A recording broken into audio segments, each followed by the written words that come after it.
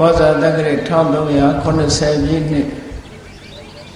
တကူလာဆန်း8ရက်နေ့ရန်ကုန်တိုင်းချင်းမြင့်နယ်မြို့နယ်ဦးကျယ်ဟိုလန်းမိသားစုတို့၏ပထမအကြိမ်ဆင်းရင်ကျင်းပပြုလုပ်အပ်သည့်ဓမ္မပူဇာဓမ္မသဘင်အခမ်းအနားဝယ်ဟောကြားအပ်သောဥပုသ်ဆောင်ခြင်းအဓိပ္ပာယ်တရားဒေသနာတော်ဒီကနေ့ညဓမ္မသဘင်အခမ်းအနားကိုရှင်ဘုန်းတော်သခင်ရှင်တော်မြတ်ဖရာ၏မဟာကရုဏာဂုဏ်ကိုအာရုံပြု၍တည်ကျူးဖွဲ့ဆိုအပ်သောဝန္ဒနာပနာမအာတိတဂါထာကိုယူဆိုပူဇော်ခြင်းဖြင့်စတင်ကြရအောင်ယောကပကောတိဟိပိယပမေယံကာလံကရွန်တောတိတုကရာနိခေရံကတောလောကဟိတယနာထောနမောမဟာကရုဏိကသတတ္တယောနာထောဝိနိယမြာစွာတတ္တဝါဤချမ်းသာစီးပွားလိုလားတောင်းတဂုံပေါင်းခါသဖြင့်နာထမြညာခြင်းရှင်တော်မြတ်ဖရာသည်ကပ္ပကောတိဟိပိဂရေကဘာအရေးအတွက်သင်္ချာတို့ဖြင့်တော်လဲအဘေမိယရည်အတွက်တိုင်းတာဖော်ပြခြင်းကမစွမ်းနိုင်ပါသောကာလလေးအသင်ခြေသိမ့်နေကဘာရှိကြသောကာလပတ်လုံးလောကဣဒယတတ္တလောကဤအကျိုးစီးပွားအလုံးကအတိဒုက္ခရဏိယောသာတဲ့ချေလက်အင်္ဂါမေတ္တာကြီးမှသမိတာနှင့်တထာဇနီဆွန်ញင်းကြီးဟုကျက်တိထဝေငါးသွဲအစုအလုံးခဲရသောမှုတို့ကိုကရွန်တော်ဖေယဖြစ်ရန်ဤတန်ကျုပ်ကိုအာထုတော်မူရသည်ဖြစ်၍ခေရန်လက်ချေမြင်လုံးအသက်ဆုံးတရဲ့နှလုံးစိတ်ဝံကိုရောဤဗေမန်းခြင်းတို့ကတောဘဝတဏ္ဍချိန်ခံများစွာရောက်တော်မူကြရရှာလေပြီမဟာကရုဏီကတတတဝါများယဝေတာကဲ့သို့တနာချစ်ခင်မဟာကရုဏာရှင်ဖြစ်တော်မူသောဒသနာဒသဝိနည်းများစွာတတဝါဤချမ်းသာစီးပွားလိုလားတောင်းတဂုံပေါင်းခါသဖြင့်နာထမြညာထိုးရှင်တော်မြတ်ဖရာအားနမောယုတိပြောင်းပြောမှန်ကိုလျော်၍ကရောယုကျိုးရှိခိုးခြင်းသည်အထုဘဝတုစင်စစ်မသွေဖြစ်ပါစေတည်း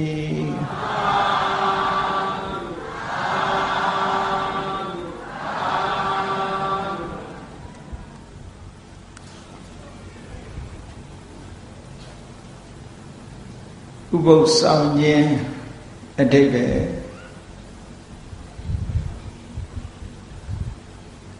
ဘုရားဘာသာမှာဘာသာရေးကိစ္စတစ်ခုဖြစ်တဲ့ဥပုသ်ဆောင်ခြင်းဆိုတာဘာသာရေးကျင့်စဉ်တစ်ခုအနေနဲ့ဘုရားဘာသာဝင်သူတော်စင်တွေတိုင်းအားလုံးဥပုသ်နေ့ရောက်လာပြီဆိုရင်ဥပုသ်ဆောင်ကြတယ်ဥပုသ်ဆောင်တယ်ဆိုတာဘာလို့ထားလဲလို့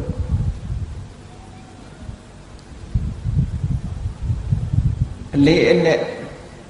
ဘုရားမြတ်စွာဟောကြားတော်မူခဲ့တဲ့သုတ်တန်တွေကနေထုတ်လုပ်ပြီးတော့ဘုရားမြတ်စွာရဲ့မူရင်းရွယ်ချက်ဖြစ်တဲ့ဥပုသ်ဆောင်သုံးခြင်းရဲ့အဓိပ္ပာယ်ကြာကြာနာနာသိထားဖို့လိုအပ်တယ်မိယောဂရာမိဘတွေကဥပုသ်ဆောင်လို့လိုက်ပြီးစောင့်ရကနေပြီးတော့ဥပုသ်ဆောင်တယ်လို့ဒီလိုသိနေကြတော့လည်းပဲဥပုသ်ဆောင်သုံးခြင်းရဲ့ရည်ရွယ်ချက်ဥပုသ်ဆိုတဲ့စကားလုံးရဲ့အဓိပ္ပာယ်ကစပြီးတော့အလေးနဲ့ထားသိဖို့လိုတယ်။ဘာဖြစ်လို့လဲဆိုလို့ရှိရင်ဥပုသ်ဆောင်တယ်ဆိုတဲ့နေရာမှာဗုဒ္ဓဘာသာတည်းမကဘူးတခြားဘာသာတွေကလည်းဥပုသ်ဆောင်တယ်ဆိုတာမရှိဘူးလား။ရှိတယ်။အဲ့တော့သူတို့ဥပုသ်နဲ့ကိုယ်ဥပုသ်နဲ့တချို့ကတော့မသိရင်တူတူပဲလို့ထင်နေတတ်တယ်။ အနှစ်သာရပိုင်းမှာဥပုသ်ဆောင်ခြင်းရဲ့အနှစ်သာရပိုင်းကိုကြည့်ရတခါတရံကျတော့အတန်တူတော့လဲအဆံမတူဘူးဆိုတာအနှစ်သာရပိုင်းဟာကွာခြားမှုတွေအများကြီးရှိတတ်တယ်တခြားဘာသာဝင်တွေမှာလည်းဥပုသ်ဆောင်တယ်သူတို့မှလည်းသူတို့ရည်ရွယ်ချက်တွေနဲ့ဥပုသ်ဆောင်သုံးတယ်ဆိုတာရှိတယ်ပေါ့ဘုရားဘာသာဝင်သူတော်စင်တွေကိုတော့ဥပုသ်ဆောင်သုံးဖို့ဆိုပြီးတော့ရှေးအစဉ်လာရပြောရမယ်ဆိုလို့ရှိရင်လာဇန်းရှေ့ရဲ့လာစုပ်ရှေ့ရဲ့လာပြီလာကွယ်လို့တလမှာ၄သတင်းဆိုပြီးတော့ဥပုသ်ဆောင်နေရှိကြ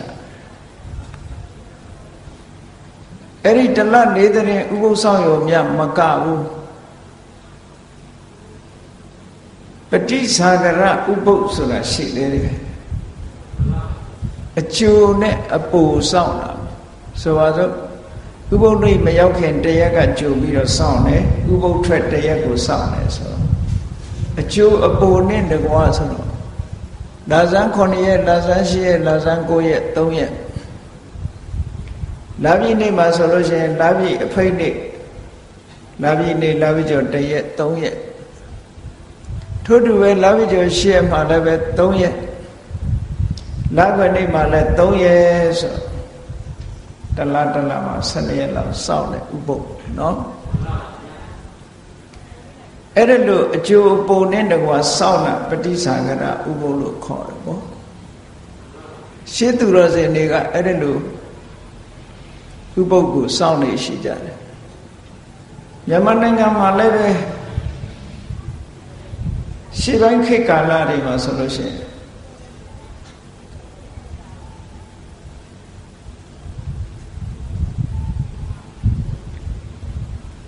ဝါတွင်ကာလ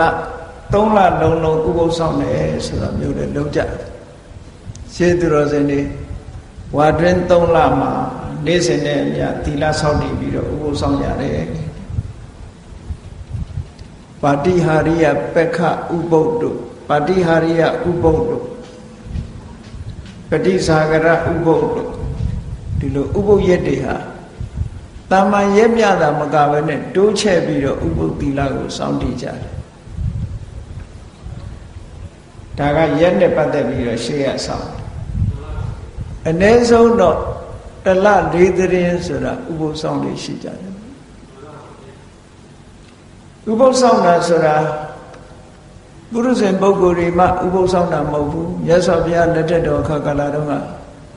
သောတပန်ဖြစ်တဲ့ဝိသခာကျောင်းမှာကြီးလို့လို့သောတပန်ပုဂ္ဂိုလ်တွေကလည်းပဲဥပုသ်ဆောင်ဥပုသ်ကိစ္စကိုမျက်မျက်နှိုးနှိုးထားပြီးသတင်းနေ့ဆိုရင်ဥပုသ်ဆောင်လေးရှိကြတယ်နော်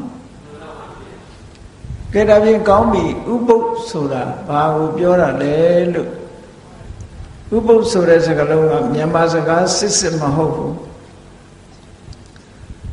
ပါဠိစကားဥပောသထဆိုတဲ့စကားလုံးကလာတာဥပောသထဆိုတာပုတ်ခွဲလိုက်တော့ဥပနဲ့ဝတ္တထဥပဆိုတာကျင့်စဉ်တရားနဲ့ပြည့်စုံပြီးတော့ဝတ္တထကျင့်သုံးနေထိုင်ခြင်းလို့ဒီလိုအဓိပ္ပာယ်ရတယ်ဆိုပါစို့8ပါးသီလစောင့်တည်ပြီးတော့နေတယ်ဆိုတာကျင့်စဉ်တစ်ခုအဋ္ဌံပြီးတော့နေတာပဲဒီဥပုသ်ဆောင်တဲ့အတွင်းမှာဒီအင်္ဂါ8ပါးနဲ့အင်္ဂါ8ပါးထဲမှာပါတဲ့အချက်လက်တွေကိုရှောင်ကျင်မယ်မလွန်ကျူးအောင်ထိမ့်သိမ်းစောင့်ရှောက်မယ်ဆိုတဲ့မွန်မြတ်တဲ့စိတ်ထားနဲ့ဒီလိုစောင့်သုံးတာကိုချင်းသီလနဲ့ကျင့်သုံးနေထိုင်ခြင်းလို့ဒီလိုအဓိပ္ပာယ်ရတယ်နော်ဒါကဥပောသထဆိုတဲ့စကားလုံးကနေပြီးတော့မြန်မာမှုပြုလိုက်တဲ့အခါကျတော့ဥပုသ်ဆိုတဲ့စကားလုံးကိုမှန်အောင်ရေးရမယ်ဆိုလို့ရှိရင်အခရာဥပါးစောက်တစ်ချောင်းငယ်နဲ့တကလေးနောက်ကတတ်ပြီးတော့ရေးရဥပုသ်ဒါဥပုသ်ဆောင်တယ်ဥပုသ်ဆိုတာကိုချင်းတရားတွေနဲ့နေတာကိုချင်းတရားတွေကိုချင်းသီလတွေကိုဥပုသ်ကိုစောင့်တယ်ဆိုတာအဲ့ဒီကိုချင်းသီလတွေကိုထိမ့်သိမ်းတာမကြိုးမပေါက်မပြောက်မကြားရအောင်ထိမ့်သိမ်းစောင့်ရှောက်တာလို့ဒီလိုအဓိပ္ပာယ်ရတယ် အဲ့တော့နေကလေးကမနေခင်ကလေးကရှစ်ပါးသီလကိုခံယူစောင့်တည်လိုက်ကြတယ်စောင့်တည်တယ်ဆိုတာဒီအတိုင်းလိုက်နာမယ်လို့စိတ်ကိုဒုံဒုံချပြီးတော့သတ်မှတ်တာပေါ့နော်ဒီကနေ့ဒီရက်မှာဆိုလို့ရှိရင်ဟောဒီအင်္ဂါ၈ပါးအတိုင်းဟောဒီစီကံတဲ့အတိုင်းငါလိုက်နာမယ်လို့ကိုစီကံချပြီးတော့ကိုယ်နှုတ်နှလုံးသုံးပါးချုပ်တီးပြီးတော့စောင့်စည်းတဲ့သဘောအဓိကအပြင်ကာယကံနဲ့ဝစီကံနှစ်ခုထိမ့်သိမ်းစောင့်ရှောက်တဲ့သဘောဘာဖြစ်လို့ဒီလိုလုပ်ရတော့လို့ဆိုတော့ကာယကံမှုကျွလွန်မှုဝစီကံကျွလွန်မှုဆိုတာကတာမန်အားဖြင့်နေလိုက်လို့ရှိရင်လွယ်လွယ်ကူကူနဲ့ကျွလွန်မိတတ်ကြတယ်အဲ့ဒီလွယ်လွယ်ကူကူနဲ့ကျွလွန်မိတတ်တာတွေကိုမကျွလွန်ရအောင်လို့ဆိုပြီးတော့ထိမ့်သိမ်းဆောက်ရှောက်မှုတစ်ခုစီကံချပြီးတော့ထိမ့်သိမ်းဆောက်ရှောက်ပြီးတော့နေတာမျိုးဒီလိုဆိုတော့ဥပုသ်ဆောင်သုံးခြင်းရဲ့ရည်ရွယ်ချက်ကတော့လောဘတွေရောကြဖို့ဒေါသတွေရောကြဖို့မောဟတွေရောကြဆိုလိုတာကအကုသိုလ်တွေရောနေသွားပြီးတော့ကုသိုလ်ဘက်ကတိုးပွားအောင်အကျင့်တရားတစ်ခုဒီနေ့ဒီရက်အချိန်ကပ်တတ်ပြီးတော့ဆောင်သုံးကြတယ်အဲ့ဒီဆောင်သုံးတဲ့ဥပုသ်ရဲ့အကျိုးကလည်းပဲအမတန်မှကြီးမားတယ်မှန်မှန်ကန်ကန်ဆောင်သုံးလို့ရှိရင်ရရှိတဲ့အကျိုးကအမတန်မှကြီးမားတယ်တခြားဘာသာတွေမှာလည်းသူတို့နီးသူတို့ဟန်တဲ့ဥပုသ်ဆိုတာစောင့်ကြတယ်ဒါနဲ့ပတ်သက်ပြီးတော့ခွန်ကြီးတို့ဥပုသ်လို့ဆိုလိုက်တာနဲ့တူတူပဲလို့ဒီလိုတော့မအောင်မေ့နဲ့အဲ့တော့ဗုဒ္ဓဘာသာဝင်သူတော်စင်တွေဟာအဓိပ္ပာယ်ရှိဥပုသ်ဆောင်မယ်ဆိုရင်ဘယ်လိုဆောင်ရမလဲအဓိပ္ပာယ်ရှိသောဥပုသ်ဆောင်နည်းမြတ်စွာဘုရားကဝိသခကျောင်းမကြီးတနေ့ကျတော့ကျောင်းလာပြီးတော့ဥပုသ်ဆောင်တယ်ဥပုသ်ဆောင်တဲ့နေ့ဝိသခမြတ်စွာဘုရားကမေးတယ်ဒီကနေ့ဘာလုပ်တာလဲလို့မေးတော့အရှင်ဘုရားတဲ့ဒီနေ့ဥပုသ်နေ့မို့တပည့်တော်ဥပုသ်ဆောင်ပါတယ်ကျောင်းလာတဲ့အခါမှာရှောက်ဥပုသ်နေ့မို့ဥပုသ်ဆောင်ပါတယ်လို့ဆိုတော့မြတ်စွာဘုရားကဥပုသ်၃မျိုးရှိတဲ့အကြောင်းရှင်းပြတယ်အဲ့ဒီနေရာမှာအသင်္တရံချင်းကွဲပြားခြားနာသွားပြီဆိုတာကိုသတိထားဖို့နော်ဥပုသ်ဆောင်ဆိုပေမဲ့လို့နာမည်အားဖြင့်ဥပုသ်ဆောင်တယ်လို့ဆိုပေမဲ့လို့အနှစ်သာရဘိုင်းကွာခြားသွားလို့ရှိရင်အကျိုးပေးခြင်းဟာလည်းကွာခြားသွားနိုင်တယ်ဒါကြောင့်မို့လို့မှန်ကန်တဲ့နိလန်းနဲ့အဓိပ္ပာယ်ရှိဥပုသ်ဆောင်တတ်ဖို့ပိုအရေးကြီးတယ်မြန်မာလူမျိုးတွေဘုရားဘာသာဝင်တွေဟာဥပုသ်နေ့ဥပုသ်ဆောင်ရတယ်ဥပုသ်ဆောင်တယ်ဆိုတာလူတိုင်းလည်းကြားဘူးတယ်ဆောင်လည်းဆောင်ကြသို့တော့ဥပုသ်ဆောင်ခြင်းရဲ့အနှစ်သာရအဓိပ္ပာယ်ရှိသိဖို့မတန်မှအရေးကြီးပါတယ်။ဘာဖြစ်လို့လဲဥပုသ်ဆောင်တာဘာသာရေးလုပ်ငန်းတစ်ခုလို့ဖြစ်ပြီးတော့အဲ့တော့မြတ်စွာဘုရားကဝိသခာကိုဥပုသ်၃မျိုးအကြောင်းရှင်းပြတယ်နံပါတ်1ဥပုသ်ကနွားချောင်းသားရဲ့စိတ်ထားနဲ့နှိုင်းရှင်ပြီးတော့ပြောရတဲ့ဥပုသ်ဆောင်နည်းတဲ့အဲ့ဒါကတစ်ခုအဲ့ဒါကိုပါဠိလိုဂောပါလကုပောဒထဂောပါလကဥပောဒထဂောပါလကဆိုတာနွားချောင်းသားဥပောဒထဆိုတာဥပုသ်နွားချောင်းသားဥပုသ်ဆိုတာနွားချောင်းသားတွေစောင့်တဲ့ဥပုသ်ကိုပြောတာမဟုတ်ဘူးနွားချောင်းသားရဲ့စိတ်နေစိတ်ထားနဲ့နှိုင်းရှင်ပြီးတော့ပြောရတဲ့ဥပုသ်မျိုးလို့ဒီလိုဆိုလို့လေအဲ့တော့ဥပုသ်တွေဟာဥပုသ်ဆောင်ပြီဆိုလို့ရှိရင်မှန်ကန်တဲ့စိတ်ထားရှိဖို့ကျင့်သုံးတဲ့အခါမှာဤစနစ်ကြားနာဖို့အမြဲတမ်းအရေးကြီးတယ်ဆိုတော့ထင်ရှားဥပုသ်ဆောင်တယ်လို့ဆိုပြီးတော့မှန်ကန်တဲ့ရည်ရွယ်ချက်တွေမပြည့်ဘူးအတိတ်ပဲမရှိဘူးဆိုလို့ရှိရင်ထိုဥပုသ်ဆောင်ခြင်းရဲ့အကျိုးဟာများစွာရမှာမဟုတ်ဘူးဒါကြောင့်ဝိသခာကိုမြတ်စွာဘုရားရှင်းပြတဲ့နံပါတ်1ဥပုသ်ကနွားချောင်းသားရဲ့စိတ်ထားနဲ့နှိုင်းရှင်ပြီးတော့စောင့် နှိုင်းရှင်ရမယ်ဥပုပ်မျိုးတဲ့ဥပုပ်ဆောင်ခြင်းမျိုးကတစ်ခုနောက်တစ်ခုကနိဂန္ထုပောဒထလို့ခေါ်တယ်နိဂန္ထဆိုတာဘုရားလက်ထက်တော်ခါကာလတုန်းကဘာသာရေးတစ်ခုပေါ့ဒီကနေ့အိန္ဒိယခေတ်မှာဂျိန်းဘာသာဝင်လို့ခေါ်တယ်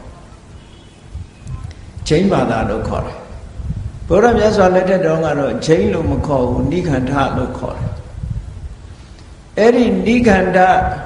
ယဟန်တွေကလမ်းညွှန်မှုပြုပြီးတော့စောင့်တဲ့နိဂန္ဓတွေရဲ့တရားဓမ္မတွေစောင့်တဲ့ဥပုပ်မျိုးတဲ့အဲ့ဒီဥပုပ်ကိုမြတ်စွာဘုရားထည့်ပြီးတော့ဟောတာလို့ရှိဒါနဲ့တတိထားเสียဒီကနေ့ခေတ်မှာလည်းပဲအခြားဘာသာတွေမှာလည်းဥပုပ်တွေရှိနေကြနောက်တစ်ခုကအရိယုပောဒထမြင့်မြတ်တဲ့ပုဂ္ဂိုလ်တွေစောင့်သုံးတဲ့ဥပုပ်တဲ့ဟောဒီဥပုပ်ကဒါအဓိပ္ပာယ်ရှိတဲ့ဥပုပ်ဖြစ်ရမယ်အဲ့တော့ဘာသာရေးလုပ်ငန်းတစ်ခုဟာစနစ်တကျနီလမှန်မှန်ကန်ကန်လုပ်တတ်မှအကျိုးရှိတယ်ဘယ်ညာပဲဖြစ်ဖြစ်ဒါကမှန်ကန်တဲ့နီလနဲ့ကြိုးစားအထောက်မှအရာရာမှာအောင်မြင်တယ်အကျိုးရှိတယ်ဆိုတာလားသို့မဟုတ်လို့ရှိရင်ရည်မှန်းချက်အတိုင်းဖြစ်ချင်မှဖြစ်အေးကောင်းပြီနွားကြုံသားစိတ်ထားနဲ့နှိုင်းရှင်ပြီးတော့ပြောရတဲ့ဥပုသ်ဆောင်နည်းဆိုတာဘယ်လိုဟာတော့ဘုရားဘာသာဝင်ပဲဖြစ်ဖြစ်ဘာဘာသာဝင်ပဲဖြစ်ဖြစ်အထူးအဖြင့်ဘုရားဘာသာဝင်တွေတရင်နေ့အခါကာလမှာ၈ပါးသီလစောင့်တည်ပြီးတော့ကျောင်းကံဖျားသွားပြီးတော့ဥပုသ်ဆောင်ကြတယ်အဲ့ဒါလို့ဥပုသ်ဆောင်တဲ့အခါမှာမဆောင်နေကြတဲ့ကဘာတွေလုပ်တာတချို့ဥပုသ်တွေရဲ့စိတ်ထားကိုပြောပြမဆောင်ခင်ကဘာလုပ်တော့ဆိုဥပုသ်ဆောင်နေဆိုရင်နေ့12နာရီရနေပြီးတော့နောက်တရက်မနေ့အာယုမတက်ခင်မစားရဘူးဆိုတဲ့အတိကလေးဝင်မနေဘူးလားဝိကာလဘောဇနာမစားရဘူးဆိုတာလေးသိနေတော့ဘာကြောက်တုံဆိုရင်ထမင်းဆာမှာကြောက်တယ်အဲ့တော့ထမင်းဆာမှာကြောက်တဲ့အခါကျတော့ဥပုသ်ဆောင်သွားမယ်ဆိုလို့ရှိရင်ဖွဲရာရာတွေချက်ပြုတ်ကောင်းတို့ရာရာတွေချက်ပြုတ်ပြီးတော့ထမင်းမစားအောင်ဆိုပြီးတော့ပို့ပြီးတော့စားဖို့ကြိုတင်ပြီးတော့ပြင်ဆင်တယ်မလုပ်ဘူးလားအဲ့ဒါမျိုးပြင်ဆင်အဲ့ဒါလို့ကြိုတင်ပြင်ဆင်ပြီးကောင်းတို့ရာရာတွေစားနောက်တစ်ရက်အတွက်တွေးသေးတယ်ဒီနေ့တော့ကြက်သားဟင်းနဲ့စားတယ်နောက်ရက်ကျတော့ဝက်သားဟင်းနဲ့စားမယ်ဟိုနောက်တစ်ရက်ကျတော့ဘာဟင်းချက်မယ်လဲဆိုပြီးတော့အစားအသောက်ကိုစိတ်ကူးပြီးတော့စောင့်တဲ့ဥပုပ်မျိုးတွေလည်းရှိတာပဲဒါအေးမြတ်စွာဘုရားကဒီကနေ့ဘာဟင်းနဲ့စားတယ်နေ့ပြင်ကဘာဟင်းစားမယ်တပတ်ခါဘာဟင်းစားမယ်အစားအသောက်တွေကိုစီမံပြီးစိတ်ကူးပြီးတော့စောင့်တဲ့ဥပုပ်မျိုးတွေတဲ့အဲ့ဒီဥပုပ်မျိုးတွေကအကျိုးသိပ်ပြီးတော့မရှိဘူးတဲ့နွားကြောင်းသားတွေစိတ်သဘောထားနဲ့တော့တူနေတယ်အစားအသောက်ပေါ်မျောလင့်ပြီးတော့စားเสียတောက်เสียတွေမျောတွေးပြီးတော့စောင့်နေတဲ့ဥပုပ်ဟာဘာဥပုပ်တုံဘာကိုမျောတွေးတာတော့ဆိုလို့ရှိရင်စားเสียတောက်เสียမျောတွေးခြင်းသည်အဘိစိစာဆိုတာစားเสียအာယုံပေါ်မှာရှေးရှုတွေးနေတဲ့လောဘစိတ်တွေဖြစ်နေတယ်ဒါပြောတယ်နော်ဒီနေ့ဒီဟင်းစားပြီးတော့ဥပုသ်ဆောင်တယ်နောက်ရက်ကျတော့ဟိုဟင်းစားမယ်ဟိုအစားစားမယ်နဲ့အစားအစာတွေပေါ်မှာစိတ်အများကြီးရောက်ပြီးတော့စောင့်တဲ့ဥပုသ်တဲ့ဥပမာမဲ့နွားကြောင့်